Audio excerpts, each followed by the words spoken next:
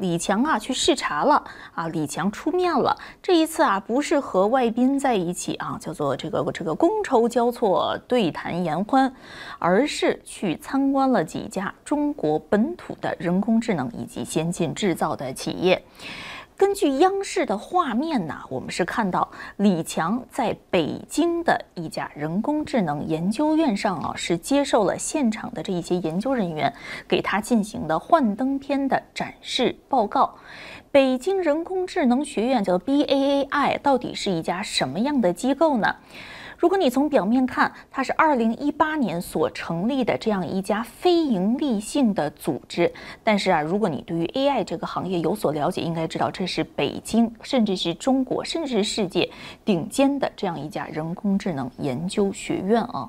但是啊，根据这一次幻灯片上啊，央视的画面是一掠而过展示的情形，这一些科学家在跟李强介绍的时候啊，可不是讲的我们已经多么领先了，而是讲的我们到底多么落后。他们说呀，说我们现在在理论上和技术上都存在着根本性的挑战啊。其中呢，特别讲到说呀，现在中国的生成式的人工智能仍然是依赖 Meta 这样一个平台的叫做亚马这样一个系统，这是一个大语言模型，在去年2月发布的。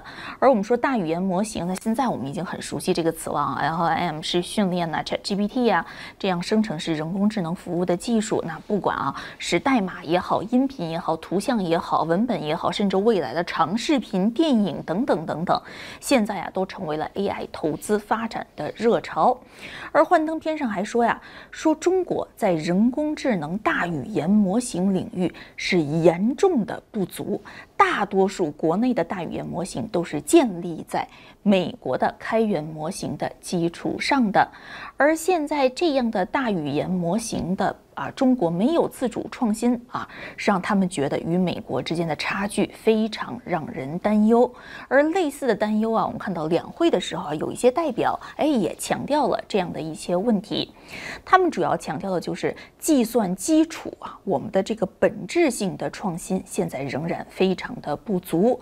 那么这个幻灯片展示上还显示说数十种我们本土开发的芯片在生态系统方面距离国际先进水平都有非常大的差距。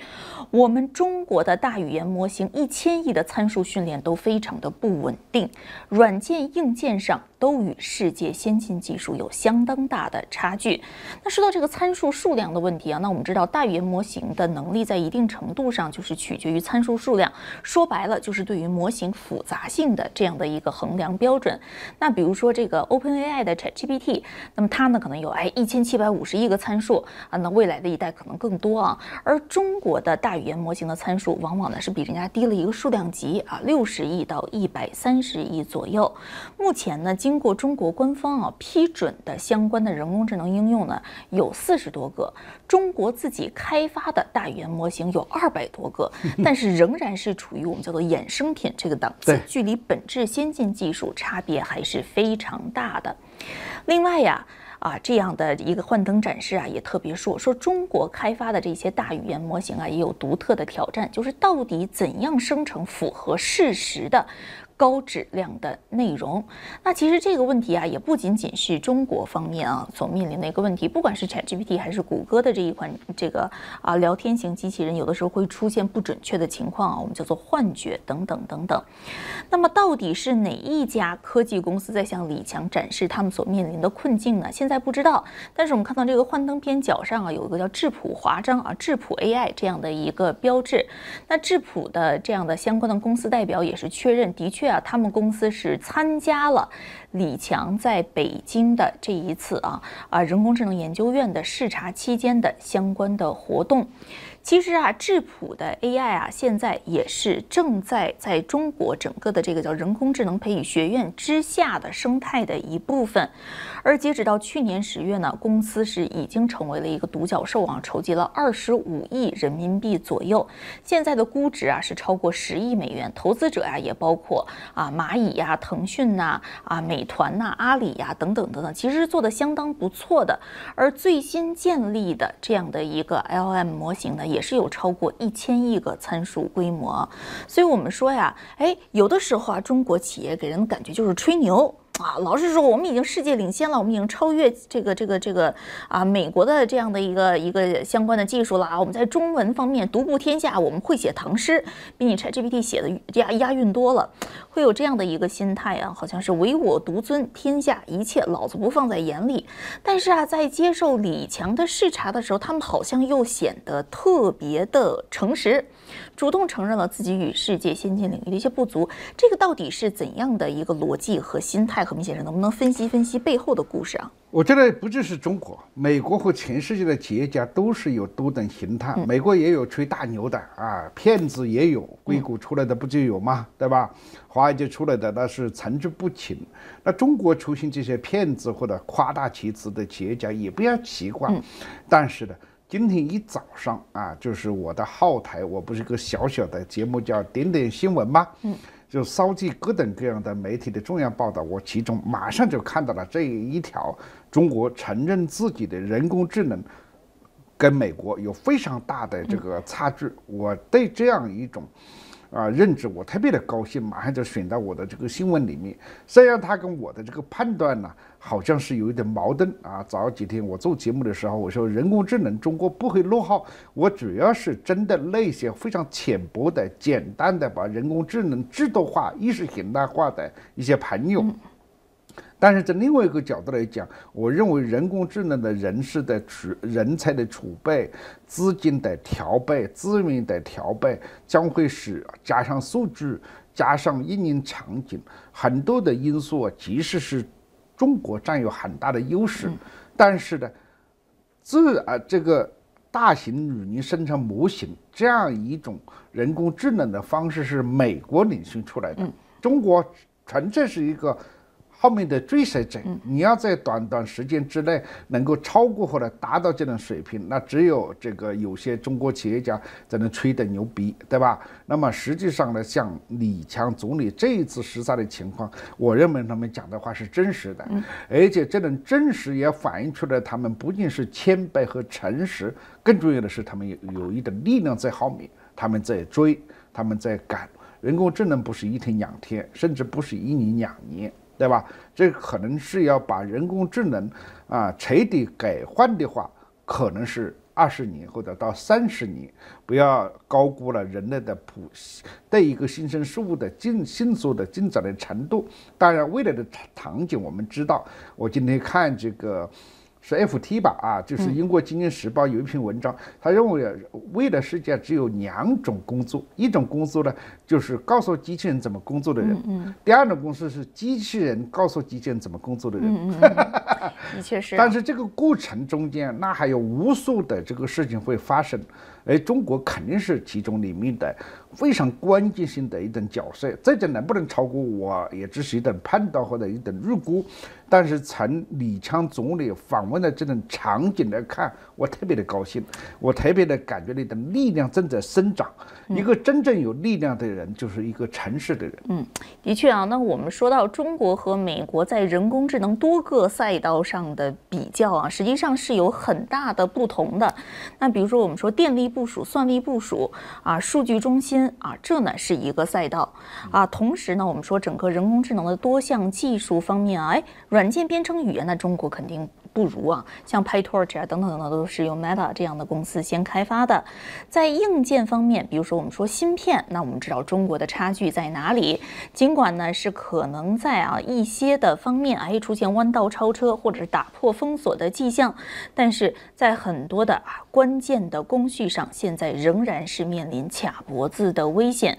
特别是整个人工智能的芯片领域也是日新月异，进步你争我抢这是一个方面。还有就是我们说的工业人工智能，包括机器人，包括在工厂车间所使用的人工智能工具，包括人工智能加人工智能与其他的比如说服务业金融医疗物流等等相结合的应用场景，这又是另外一个完全不同的赛道。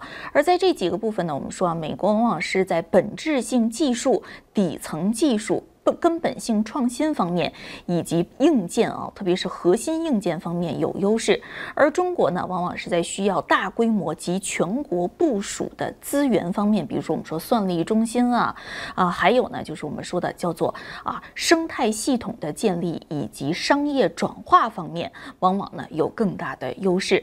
那么至于资金至于未来的投资场景和应用场景，现在的人工智能虽然我们已经为它的效果所惊艳，但是在未来5年或者是10年，用黄仁勋的话说，可能人工智能比你今天看到的人工智能力量要强大100万倍。到时又是怎样的一个情形，现在我们也完全没有办法预测。但是正如何明先生所说呀，现在在中国从事人工智能研究的这一些企业也好，机构也好，还是相关的我们叫做这个研究团队也好，似乎的确呈现出了某一种诚实的特征也看到了自己的差距。这对于未来他们的发展路线到底意味着什么呢？在人工智能这一次比赛中，到底是中国超过美国的良机，还是反过来从此可能望洋兴泰，远远被美国甩在背后？这也是我们一直在为大家追踪的一个话题。在未来的一段时间，我们也会围绕人工智能这个话题继续为大家介绍现在最新的人工智能应用、最领先的人工智能开发方面公司的情况，以及人工智能接下来的投资热点，希望您关注。如果您想加入思想先驱报会员的话，请加入华尔街电视会员，这样就可以在第一时间看到我们的节目了。同时在6度世界思想先驱报的会员专属区，您还可以与我们其他的会员朋友一起参与讨论，提供您的真知灼见。好了，以上就是本期思想先驱报的全部内容，下期我们再会。谢谢。 The time when you first left. You joined LSI Logic, and that was one of the most exciting companies at the time. You're building a phenomenal reputation with some of the biggest names in tech, and yet you decide to leave to become a founder. What motivated you? Chris and Curtis. Chris and Curtis, I was an engineer at LSI Logic, and Chris and Curtis were at Sun. And I was working with some of the brightest minds in computer science at the time, of all time, including Andy Bechtolsheim and others, building workstations and graphics workstations and so on and so forth. And Chris and Curtis said one day that they like to leave Sun, and they like me to go figure out what they're going to go leave for. And I had a great job, but they insisted that I figure out, with them how to build a company. And so we hung out at Denny's whenever they dropped by, and which is, by the way, my alma mater, my first company. My first job before CEO was a dishwasher, and I did that very well. And so, anyways, we got together and we decided, and it was during the microprocessor revolution. This is 1993, and 1992 when we were getting together. The PC revolution was just getting going. You know that Windows 95, obviously, which is the revolutionary version of Windows, didn't even come to the market yet, and Pentium wasn't even announced yet. And this is all right before the PC revolution, and it was pretty clear that the microprocessor was going to be very important. And we thought, why don't we build a company to go solve problems that a normal computer that is powered by general purpose computing can't. And so that became the company's mission, to go build a computer, the type of computers, and solve problems that normal computers can't. And to this day, we're focused on that. And if you look at all the problems that in the markets that we opened up as a result, it's things like computational drug design, weather simulation, materials design. These are all things that we're really, really proud of. Robotics, self-driving cars, autonomous software we call artificial intelligence, and then of course, we drove the technology so hard that eventually the computational cost went to approximately zero, and it enabled a whole new way of developing software, where the computer wrote the software itself, artificial intelligence as we know it today. And So that was it. That was the journey. Yeah. Thank you all for coming. Well, these applications are on all of our minds today. But back then, the CEO of LSI Logic convinced his biggest investor, Don Valentine, to meet with you. He is obviously the founder of Sequoia. Yeah. Now I can see a lot of founders here edging forward in anticipation. But how did you convince the most sought-after investor in Silicon Valley to invest in a team of first-time founders building a new product for a market that doesn't even exist?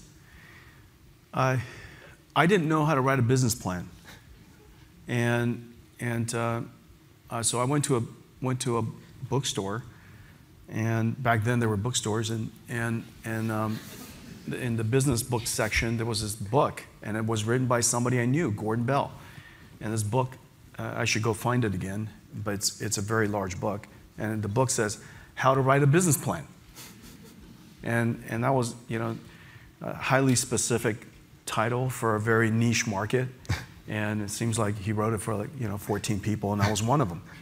And so I bought the book. I should have known right away that it was a bad idea because Gordon is super smart, and super smart people have a lot to say, and they want to and I'm pretty sure Gordon wants to teach me how to write a business plan completely. And so I picked up this book. It's like 450 pages long. Well, I never got through it, not even close. I flipped through it a few pages, and I go, you know what? By the time I'm done reading this thing, I'll be out of business. I'll be out of money. And Lori and I only had about 6 months in the bank. We had already Spencer and Madison and a dog, and so the 5 of us had to live off of whatever money we had in the bank, and so I didn't have much time. And so instead of writing the business plan, I just went to talk to Wilf Corrigan. He called me one day and said, hey, you left the company, you didn't even tell me what you were doing. I want you to come back and explain it to me. And so I went back and I explained it to Wilf. And Wilf at the end of it, he said, I have no idea what you said. And that's one of the worst elevator pitches I've ever heard. And then he picked up the phone and he called Don Valentine. And he called Don and he says, Don, I'm going to send a kid over. I want you to give him money. He's one of the best employees LSI Logic ever had. And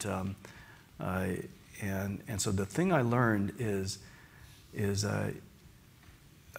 you can make up a great interview. You could even have a bad interview. But you can't run away from your past. And so have a good past. Try to have a good past. And in a lot of ways, I was serious when I said I was a good dishwasher. I was probably Denny's best dishwasher. I planned my work. I was organized. I was mise en place. And then I washed the living daylights out of the dishes. And then they promoted me to busboy. I was certain I'm the best busboy Denny's ever had. I never left the station empty-handed. I never came back empty-handed. I was very efficient. And then and so anyways, eventually I became, a CEO. I'm still working on being a good CEO. But you talk about being the best. You needed to be the best among 89 other companies that were funded after you to build the same thing. And then with 6 to 9 months of runway left, you realized that the initial vision was just not going to work. How did you decide what to do next to save the company when the cards were so stacked against you? Well, we started this company called For Accelerated Computing, and the question is, what is it for? What's the killer app? And that came our first great decision. And this is what Sequoia funded. The first great decision was the first killer app was going to be 3D graphics. And the technology was going to be 3D graphics. And the application was going to be video games. At the time, 3D graphics was impossible to make cheap. It was $1 million image generators from Silicon Graphics. And so it was $1 million, and it's hard to make cheap. And the video game market was $0 billion. So you have this incredible technology that's hard to commoditize and commercialize. And then you have this market that doesn't exist. That intersection was the founding of our company. And I still remember when Don, at the end of my presentation, Don was still kind of, he said, one of the things he said to me, which made a lot of sense back then, it makes a lot of sense today. He says, startups don't invest in startups, or startups don't partner with startups. And his point is that in order for NVIDIA to succeed, we needed another startup to succeed. And that other startup was Electronic Arts.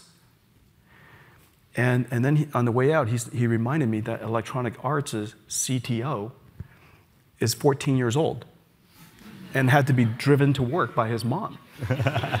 And he just wanted to remind me that that's who I'm relying on. And then after that, he said, if you lose my money, I'll kill you. And that was kind of my memories of that first meeting. But nonetheless, we created something. We went on the next several years to go create the market, to create the gaming market for PCs.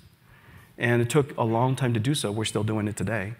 We realized that not only do you have to create the technology and invent a new way of doing computer graphics so that what was $1 million is now, $300, $400, $500 that fits in a computer.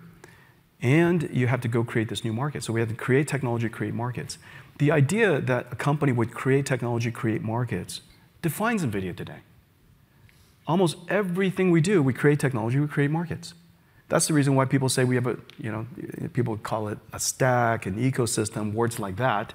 But that's basically it. At the core, for 30 years, what NVIDIA realized we had to do is in order to create the conditions by which somebody could buy our products, we had to go invent this new market.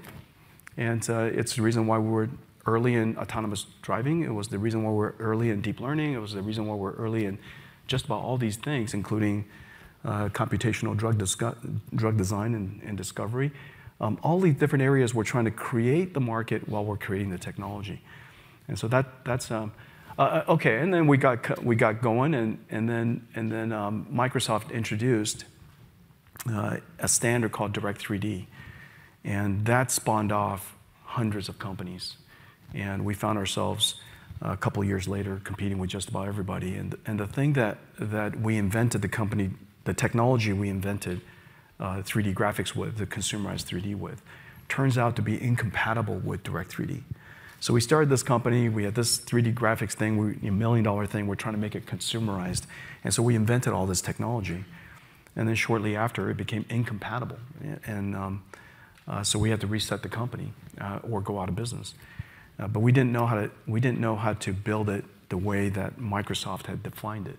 And I remember a meeting on a weekend, and the conversation was, we now have 89 competitors. I understand that the way we do it is not right, but we don't know how to do it the right way. And thankfully, there was another bookstore, and the bookstore is called Fry's Electronics. I don't know if it's still here. And so I think I drove Madison, my daughter, on a weekend to Fry's, and it was sitting right there. The OpenGL manual, which would define how Silicon Graphics did computer graphics. And so it was right there. It was like $68 a book. And so I had a couple $100. I bought 3 books. I took it back to the office, and I said, guys, I found it, our future. And I handed out, I had 3 versions of it. I handed out, had a big, nice centerfold. The centerfold is the OpenGL pipeline, which is the computer graphics pipeline. And I handed it to the same geniuses that I founded the company with. And we implemented the OpenGL pipeline like nobody had ever implemented the OpenGL pipeline, and we built something the world never seen. And so a lot of lessons are right there. That moment in time for our company gave us so much confidence. And the reason for that is you can succeed in doing something, inventing a future, even if you were not informed about it at all. And it's kind of my attitude about everything now. You know, when somebody tells me about something and I've never heard of it before, or if I've heard of it, don't understand how it works at all, my first thought is always, you know, how hard can it be? And it's probably just a textbook away. You know, you're probably one archive paper away from figuring this out. And so I spent a lot of time reading archive papers, and it's true. It's true. You can now, of course, you can't learn how somebody else does something and do it exactly the same way and hope to have a different outcome. But you could learn how something can be done and then go back to first principles and ask yourself, given the conditions today, given my motivation, given the instruments, the tools, given, you know, how things have changed, how would I redo this?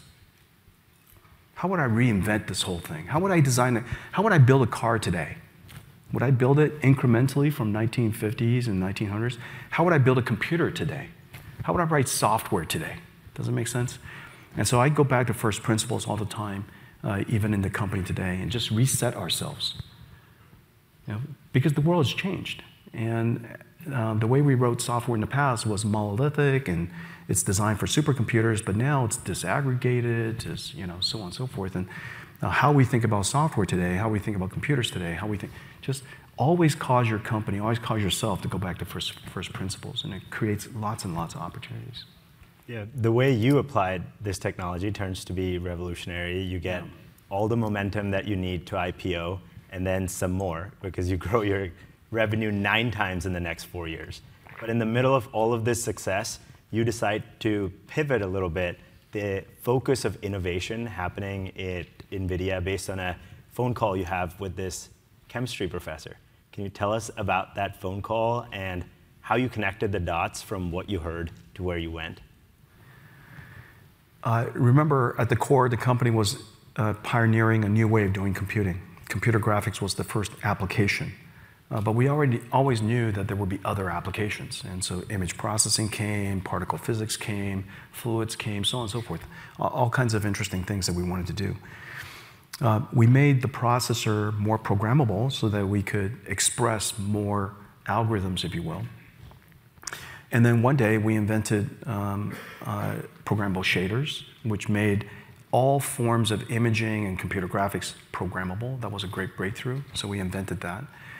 On top of that, we invented, we tried to look for ways to express more sophisticated algorithms that could be computed on our processor, which is very different than a CPU. And so we created this thing called CG. And so I think it was 2003 or so, C for GPUs. It predated CUDA by about 3 years. The same person who wrote the textbook that saved the company, Mark Kilgard, wrote that textbook. And so CG was super cool. We wrote textbooks about it. We started teaching people how to use it. We developed tools and such. And then several researchers discovered it. Many of the researchers here, students here at Stanford, was using it. Many of the engineers that then became engineers at NVIDIA were playing with it. A couple of doctors at Mass General picked it up and used it for CT reconstruction. So I flew out and saw them and said, you know, what are you guys doing with this thing? And they told me about that. And then a computational, a quantum chemist used it to express his algorithms. And so I realized that there's some evidence that people might want to use this, and it gave us you know incrementally more confidence that we ought to go do this, that this field, this form of computing, could solve problems that normal computers really can't, and reinforced our belief and kept us going. Every time you heard something new, you really savored that surprise. And that seems to be a theme throughout your leadership at NVIDIA. It feels like you make these bets so far in advance of technology inflections that when the apple finally falls from the tree, you're standing right there in your black leather jacket waiting to catch it. How do you find the conviction? Always seems like a diving catch. Always does seem like a diving catch. You do things based on core beliefs. You know, we deeply believe that we could create a computer that solves problems normal processing can't do.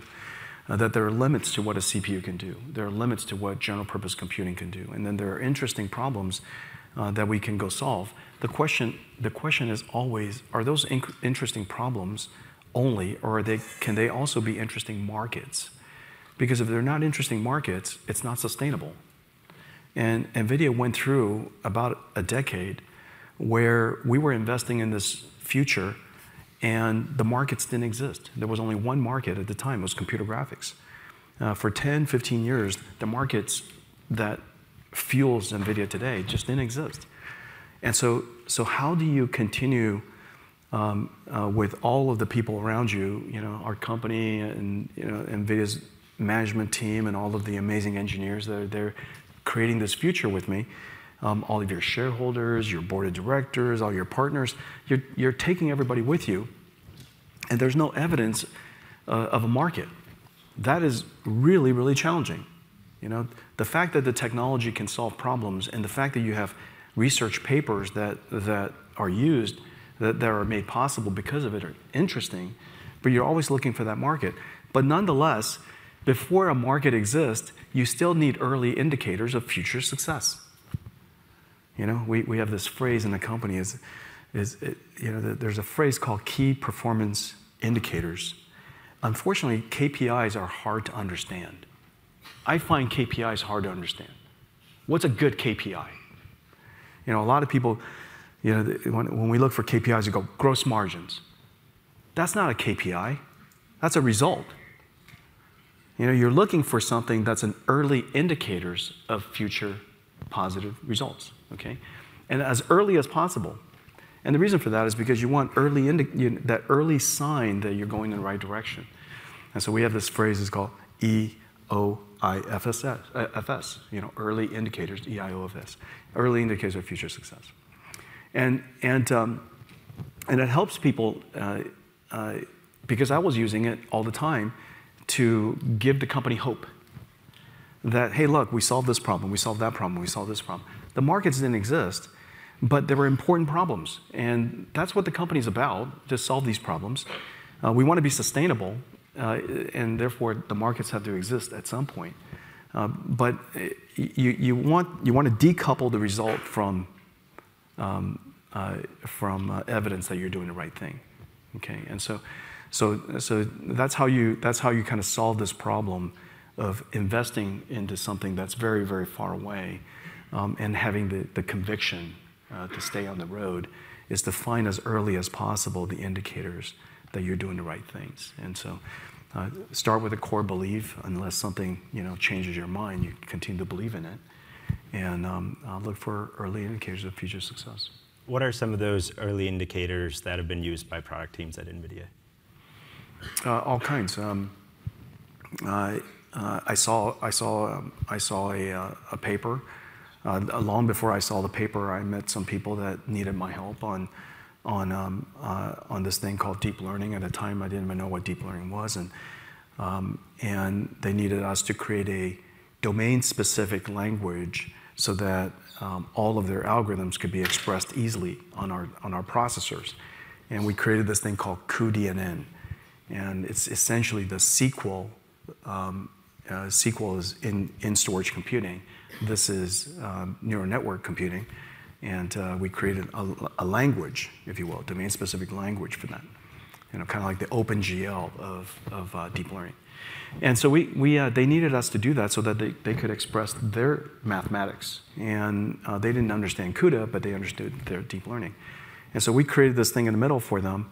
And the reason why we did it was because even though there were zero, I mean, these researchers had no money. And this is kind of one of the great skills of our company, that you're willing to do something even though the financial returns are completely non-existent, or maybe very, very far out, even if you believed in it. We ask ourselves, you know, is this worthy work to do? Does this advance a field of science somewhere that matters? Notice, this is something that I've been talking about. Since the very beginning of time, we find inspiration not from the size of a market, but from the importance of the work. Because the importance of the work is the early indicators of a future market. And nobody has to do a business case on it. Nobody has to show me a P&L. Nobody has to show me a financial forecast. The only question is this important work? And if we didn't do it, would it happen without us? Now, if we didn't do something and something could happen without us, it gives me tremendous joy, actually. And the reason for that is, could you imagine the world got better, you didn't have to lift a finger? That's the definition of, ultimate laziness. And in a lot of ways, you want that habit. And the reason for that is this. You want the company to be lazy about doing things that other people always can do. If somebody else can do it, let them do it. We should go select the things that if we didn't do it, the world would fall apart. You have to convince yourself of that. That if I don't do this, it won't get done. That is, and if that work is hard and that work is impactful and important, then it gives you a sense of purpose. Does that make sense? And so our company has been selecting these projects. Deep learning was just one of them. And the first indicator of the success of that was this, fuzzy cat that Andrew Ng came up with. And then Alex Kershevsky detected cats, not all the time, but successfully enough that it was, this might take us somewhere. And we reasoned about the structure of deep learning, and we're computer scientists, and we understand how things work. And so we convinced ourselves this could change everything. And anyhow, but that's an example. So these selections that you've made, they've paid huge dividends, both literally and figuratively. But you've had to steer the company through some very challenging times, like when it lost 80% of its market cap amid the financial crisis because Wall Street didn't believe in your bet on ML. In times like these, how do you steer the company and keep the employees motivated at the task at hand? My reaction during that time is the same reaction I had about this week. Earlier today, you asked me about this week. My pulse was exactly the same. This week is no different than last week or the week before that. And so the opposite of that, when you drop 80%, don't get me wrong. When your share price drops 80%, it's a little embarrassing, okay? And you just want to wear a T-shirt that says "wasn't my fault." But even more than that, you just don't want to. You don't want to get out of your bed. You don't want to leave the house. All of that is true. All of that is true. But then you go back to just doing your job. I woke up at the same time. Prioritize my day in the same way. I go back to what do I believe. You got to gut check. Always gut check back to the core. What do you believe? What are the most important things? And just check them off. Sometimes it's helpful to, family loves me. Okay, check. Double check. Right? And so you just got to check it off, and you go back to your core, and then go back to work. And then every conversation go back to the core. Keep the company focused back on the core. Do you believe in it? Did something change? The stock price changed, but did something else change? Did physics change? Did gravity change? Did all of the things that we assumed, that we believed, that led to our decision, did any of those things change? Because if those things change, you got to change everything. But if none of those things change, you change nothing. Keep on going. Yeah. That's how you do it. In speaking with your employees, they say that you try to avoid the public. In speaking with your employees, they've said that your leadership, including the employees. I'm just kidding. No, leaders have to be seen. Unfortunately, that's the hard part. I was an electrical engineering student, and I was quite young when I went to school. When I went to college, I was still 16 years old, and so I was young when I did everything, and so I was a bit of an introvert. I'm kind of I'm shy. I don't enjoy public speaking. I'm delighted to be here. I'm not suggesting, but it's not something that I do naturally, and so when things are challenging, it's not easy to be in front of precisely the people that you care most about. You know, and the reason for that is because, could you imagine a company meeting our stock price just dropped by 80%, and the most important thing I have to do as the CEO is this: to come and face you, explain it. And partly you're not sure why, partly you're not sure how long, how bad. You just don't know these things, but you still gotta explain it. Face all these people, and you know what they're thinking. You know, some of them are probably thinking we're doomed. Some people are probably thinking you're an idiot, and some people are probably thinking, you know, something else. And so there are a lot of things that people are thinking, and you know that they're thinking those things, but you still have to get in front of them and deal, you know, do the hard work. They may be thinking of those things, but yet not a single person of your leadership team left during times like this. And in They're fact, unemployable. That's what I keep reminding them. I'm just kidding. I'm surrounded by geniuses. I'm surrounded by geniuses, yeah. Other geniuses. Unbelievable.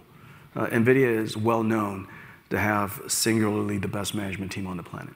This is the deepest technology management team the world's ever seen. I'm surrounded by a whole bunch of them. And they're just geniuses. Business teams, marketing teams, sales teams, just incredible. Engineering teams, research teams, unbelievable, yeah.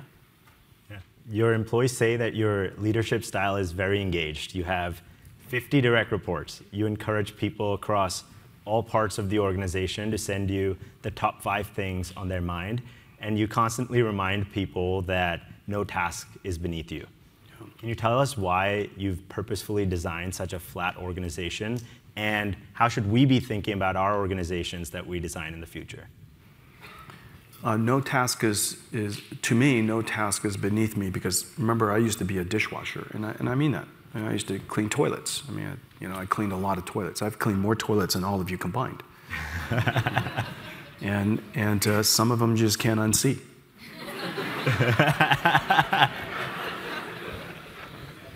I don't know what to tell you.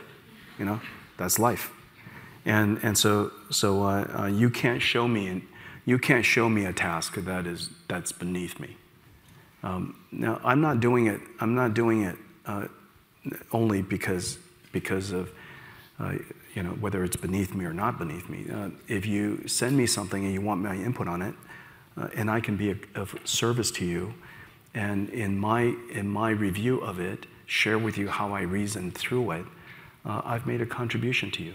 I've made it possible for you to see how I reason through something, and by reasoning, as you know, how someone reasons through something empowers you.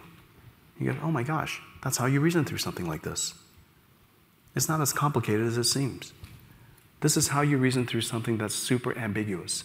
This is how you reason through something that's incalculable.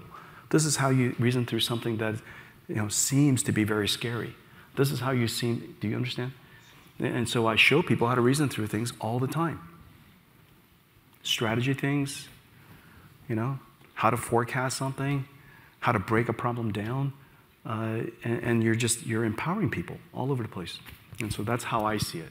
If you send me something, you want me to help review it, I'll do my best, and I'll show you how I would do it. In the process of doing that, of course, I learned a lot from you. Is that right? You gave me the seed of a lot of information. I learned a lot. And so I feel rewarded by the process.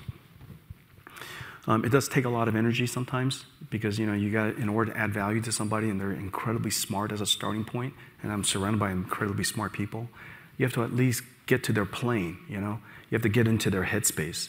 And that's really hard. That's really hard.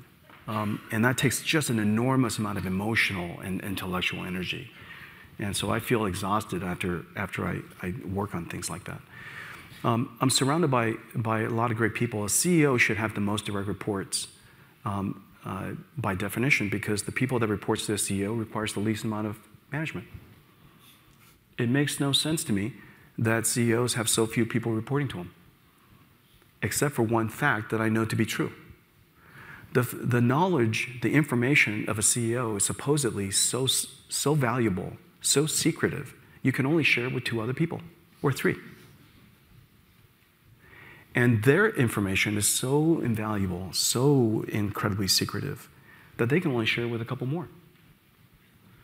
Well, I don't believe in a culture and environment where the information that you possess is the reason why you have power.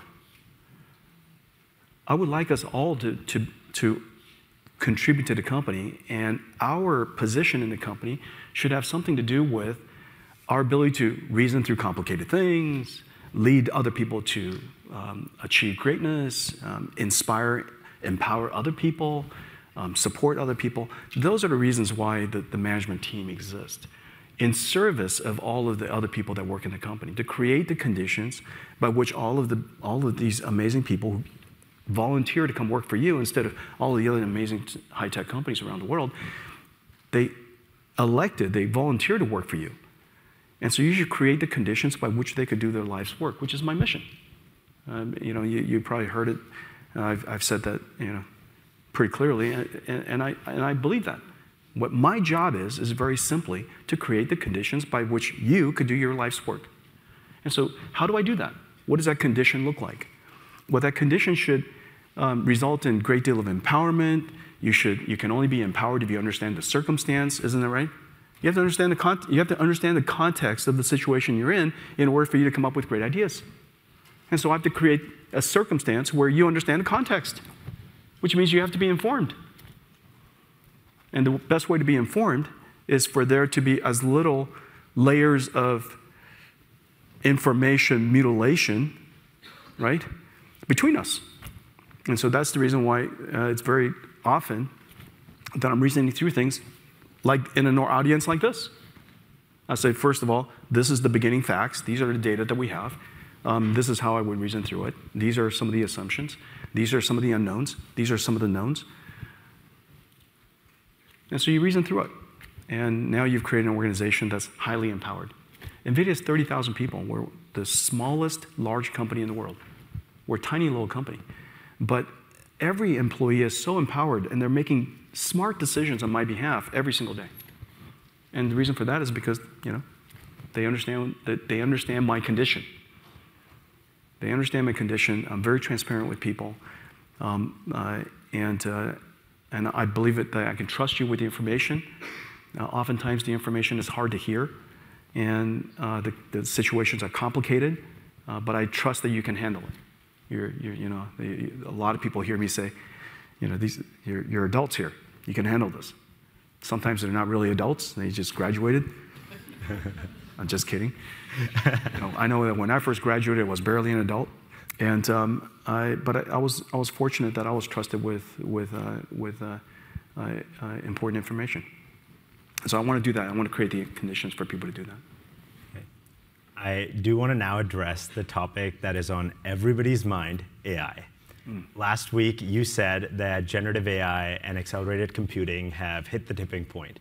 So as this technology becomes more mainstream, what are the applications that you personally are most excited about? Well, you have to go back to first principles and ask yourself, what is generative AI? What happened? What happened was we now have the ability to have software that can understand something. They can understand why, what is, first of all, we digitized everything. That was, like, for example, gene sequencing. You digitize genes. But what does it mean? That sequence of genes, what does it mean? We've digitized amino acids. But what does it mean? And so we now have the ability, we digitize words, we digitize sounds, we digitize images, and videos. We digitize a lot of things. But what does it mean? We now have the ability to, through a lot of studying, a lot of data and from the patterns and relationships, we now understand what they mean. Not only do we understand what they mean, we can translate between them. Because we learned about the meaning of these things in the same world. We didn't learn about them separately. So we learned about speech and words and paragraphs and vocabulary in the same context. And so we found correlations between them, and they're all registered, if you will, registered to each other.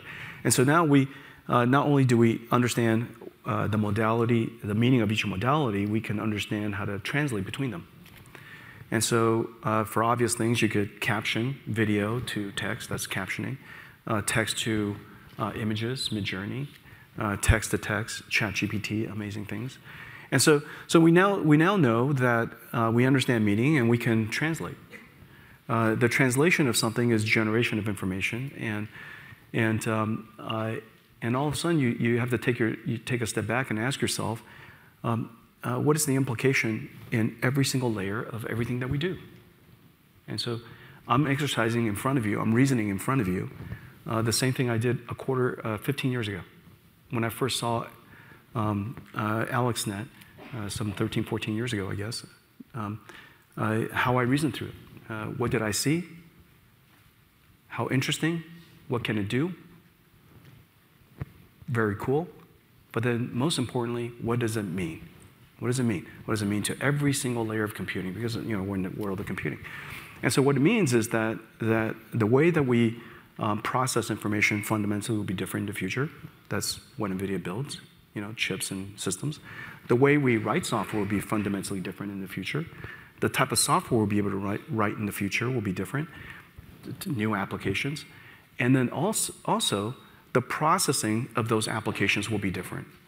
What was historically a retrieval-based model where information was pre-recorded, if you will, almost. We wrote the text, pre-recorded, and we retrieved it based on some recommender system algorithm. In the future, some seed of information will be the starting point. We call them prompts, as you guys know. And then we generate the rest of it.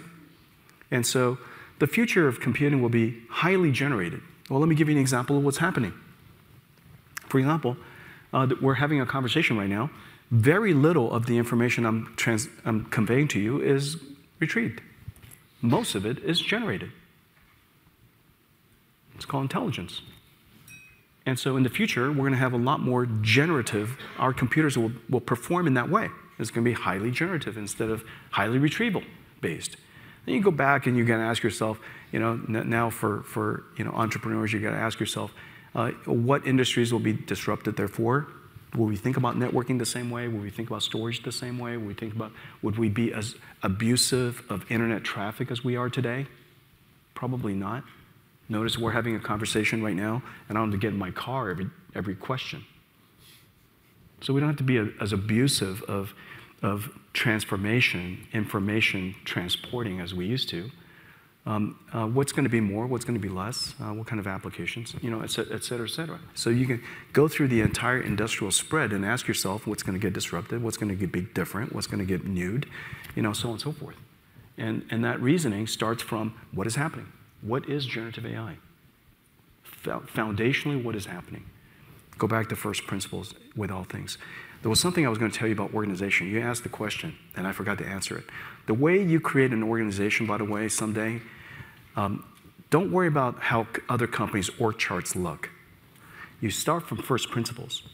Remember what an organization is designed to do. The organizations of the past where there's a king, CEO, and then you have all these, the royal subjects, the royal court, and then E-staff. And then you keep working your way down. Eventually, they're employees. Well, the reason why it was designed that way is because they wanted the employees to have as little information as possible because their fundamental purpose of the soldiers is to die in the field of battle. To die without asking questions. You guys know this. I only have 30,000 employees. I would like none of them to die. I would like them to question everything. Does that make sense? And so the way you organized in the past and the way you organize today is very different. Second, the question is, what does NVIDIA build? An organization is designed so that we could build whatever it is we build better. And so if we all build different things, why are we organized the same way? Why would this organizational machinery be exactly the same, irrespective of what you build? It doesn't make any sense. You build computers, you organize this way. You build healthcare services, you build exactly the same way. It makes no sense whatsoever. And so you had to go back to first principles. Just ask yourself, what kind of machinery? What is the input? What is the output? What are the properties of this environment? You know, what is the forest that this animal has to live in? What are its characteristics? Is it stable most of the time? You're trying to squeeze out the last drop of water? Or is it changing all the time, being attacked by everybody? And so you got to understand, you know, you're the CEO, your job is to architect this company. That's my first job, to create the conditions by which you can do your life's work. And the architecture has to be right. And so you have to go back to first principles and think about those things. And I was fortunate that when I was 29 years old, you know, I had the benefit of taking a step back and asking myself, you know, how would I build this company for the future and what would it look like? And, you know, what's the operating system, which is called culture? What kind of behavior do we encourage, enhance, and what do we discourage and not enhance? You know, so on and so forth. And anyways. I want to save time for audience questions, but this year's theme for View from the Top is redefining tomorrow. And one question we've asked all of our guests is, Jensen, as the co-founder and CEO of NVIDIA, if you were to close your eyes and magically change one thing about tomorrow, what would it be?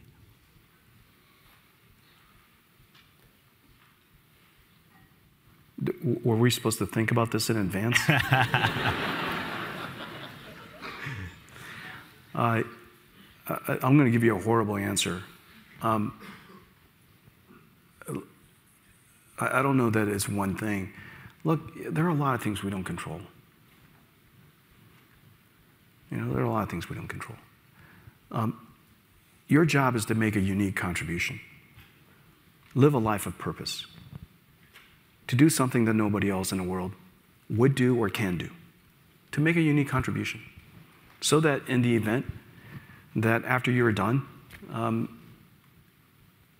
everybody says, you know, the world was better because you were here.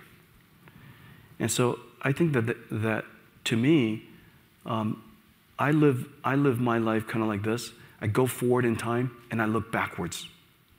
So you asked me a question that's exactly from a computer vision pose perspective, exactly the opposite of how I think.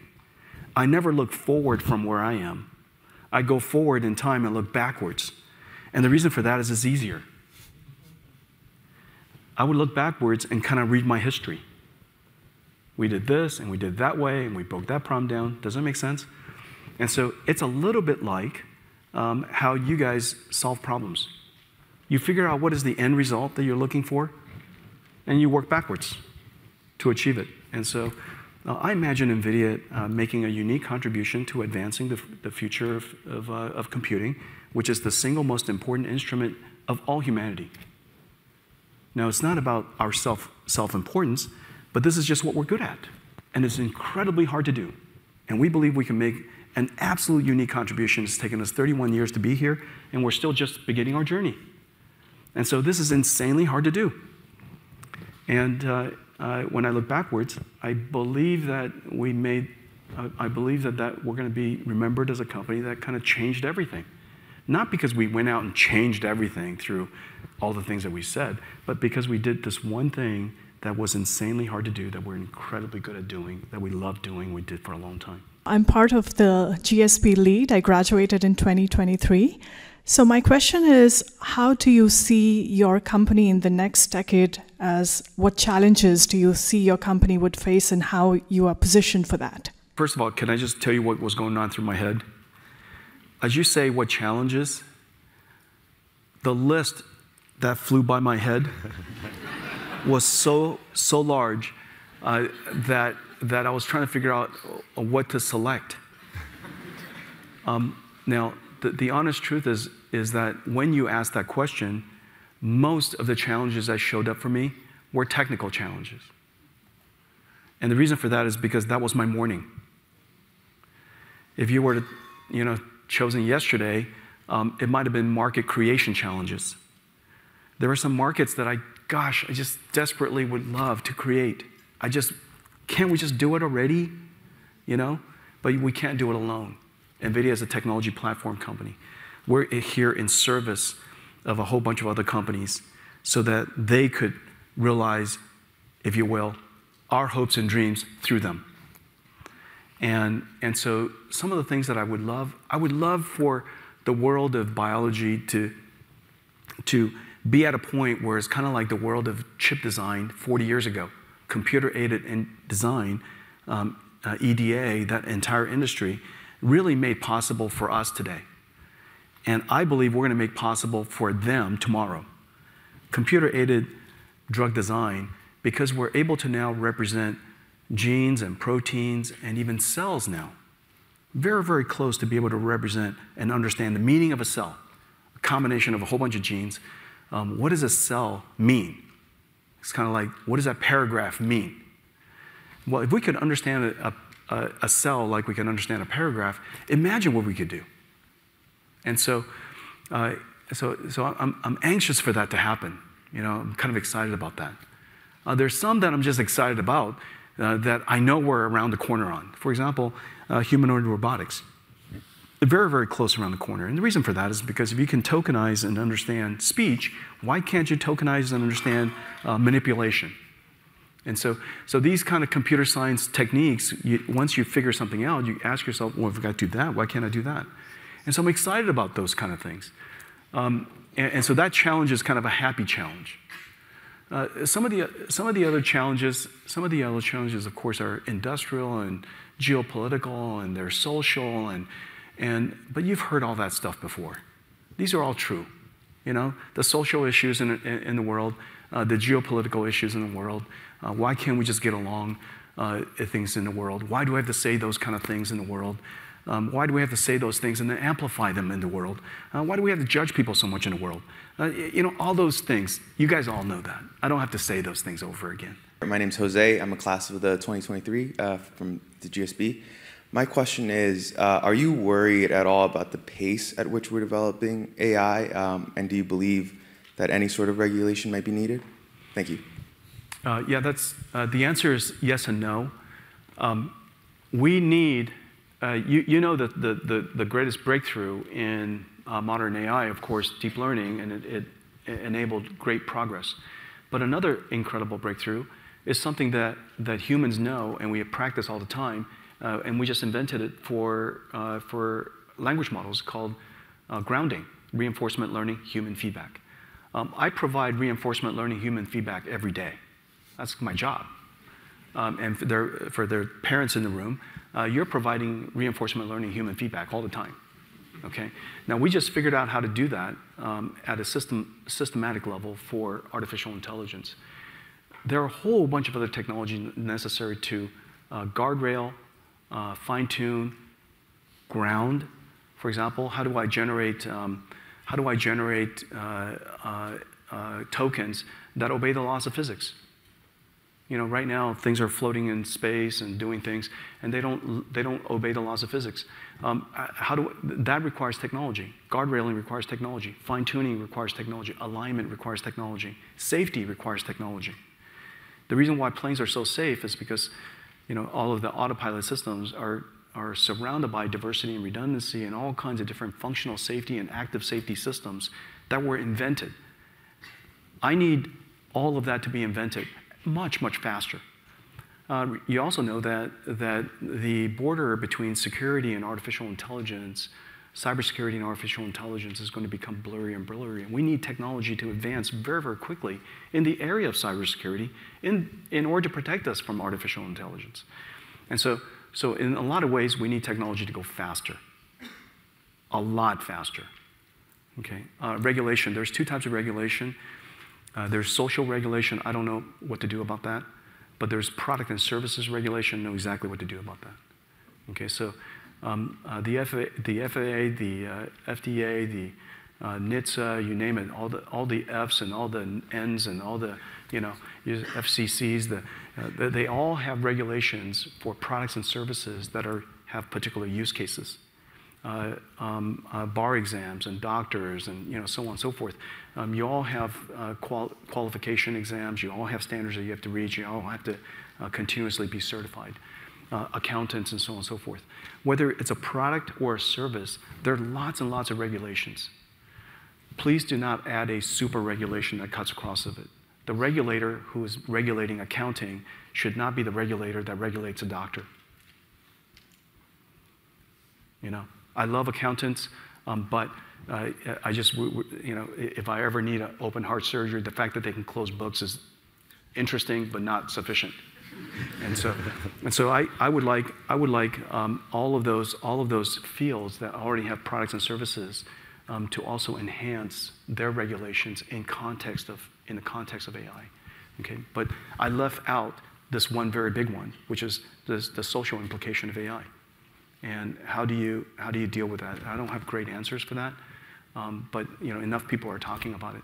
But it's important to subdivide all of this into chunks. Does that make sense? So that we don't become super hyper focused on this one thing at the expense of a whole bunch of routine things that we could have done. And as a result, people are getting killed by cars and planes, and it doesn't make any sense. We should make sure that we do the right things there. Okay, very practical things. May I take one more question? Well, we have some rapid-fire questions for you as a view from the tradition. Okay. I was trying to avoid that. Okay, all right, fire away, fire away.